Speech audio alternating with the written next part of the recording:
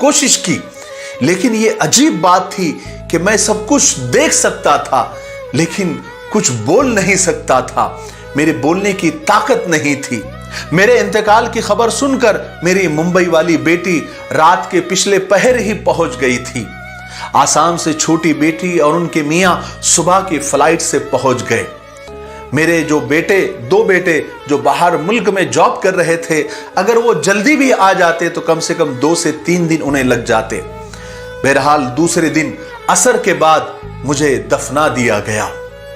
मैंने मेरे जनाजे में आने वालों को देखा तो मेरे जनाजे में काफी भीड़ मुझे नजर आई, जिसमें शायर, अदीब, सहाफी, सिविल सर्वेंट, मुअज्जिजीन, सियासतदान, दोस्त और दुश्मनों की भी अच्छी खासी तादाद थी।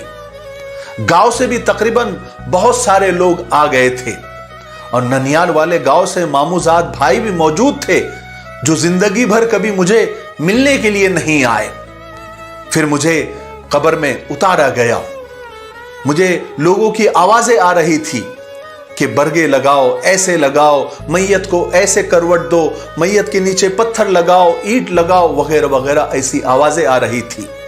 फिर मेरे कब्र में जो बरगे लकड़ी की जो लगाई गई, उनमें काफी गैप था और उसमें से मिट्टी गिर रही थी जो मुझे साफ नजर आ रही थी। मेरे पांव के अंगूठे में एक फोड़ा था जो मिट्टी के बोझ की वजह से दर्द कर रहा था। फिर थोड़ी देर के बाद मुझे मनो मिट्टी के नीचे दबाकर सब मुझे जाते हुए नजर आए। फिर थोड़ी देर के बाद एक अजीब सी कैफियत मेरे ऊपर तारी हो गई। शायद फरिश्ते आ पहुंचे थे।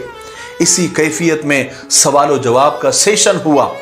फिर ये कैफियत खत्म हुई तो मुझे ये महसूस हो रहा था चंद लम्हों के बाद ही कि मेरा अभी अभी इंतकाल हुआ है, मगर फरिश्तों ने मुझे बताया कि तुम्हारा इंतकाल होकर 10 बरस हो चुके हैं। फिर फरिश्तों ने मुझे एक अजीब पेशकश, एक अजीब ऑफर दी। हम तुम्हें कुछ अरसे के लिए दुनिया में वापस भेज रहे हैं। तुम वहां दुनिया में किसी को नजर नहीं आओगे। तुम वहां घूम फिर कर अपने प्यारों को देख लो, अपने दोस्तों को देख लो, अपने रिश्तेदारों को देख लो। अगर तुमने कहा तो जिंदगी तुम्हारी दोबारा नॉर्मल कर दी जाएगी, वरना वापस अपनी कब्र में आ जाना।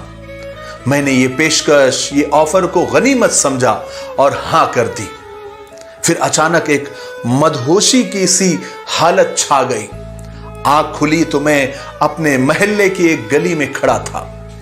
आहिस्ता आहिस्ता कदम उठाता मैं अपने घर के जानिब चला।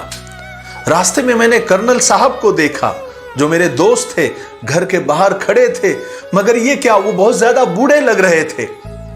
फहीम साहब अपनी बेगम के साथ वॉक कर रहे थे। मैं अपने मकान के गेट पर पहुंचा तो मैं ठिठक कर रह गया। मेरे ही घर पर आज मेरे नाम की तख्ती वहां से गायब थी और पार्किंग में मेरी गाड़ी मुझे नजर नहीं आई, जो मैंने मेरे इंतकाल से चंद हफ्ते पहले ही बिल्कुल लेटेस्ट मॉडल की खरीदी थी। मुझे धचका सा लगा कि मेरी गाड़ी कहां हो सकती है।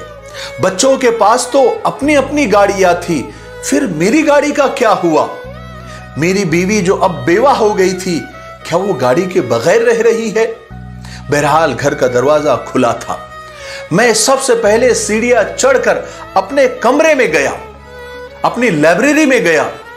जब मैंने लाइब्रेरी पर नजर डाली तो ये क्या, न मेरी किताबें थी, न मेरी अलमारियां थी, न मेरा डाइनिंग टेबल था, और उस डाइनिंग टेबल के साथ मेरी महंगी वाली कुर्सी, वो सोफा, और जो मेरी नौकरी के दौरान जो मुझे मेडल्स, शील्ड्स और मुझे यादगारें जो मेरी थी, सारी की सारी गायब थी।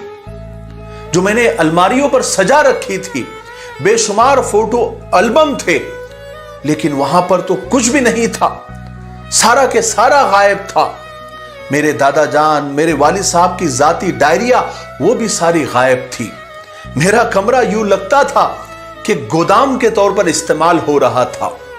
और सामने दीवार पर मैंने खूबसूरत वॉलपेपर, एक बहुत खूबसूरत तस्वीर 25,000 रुपए की लगवाई थी, आज वो जगह जगह से फट चुकी थी। मैं बहुत मायूस होकर लाइब्रेरी से निकल आया, नीचे ग्राउंड फ्लोर पर आया।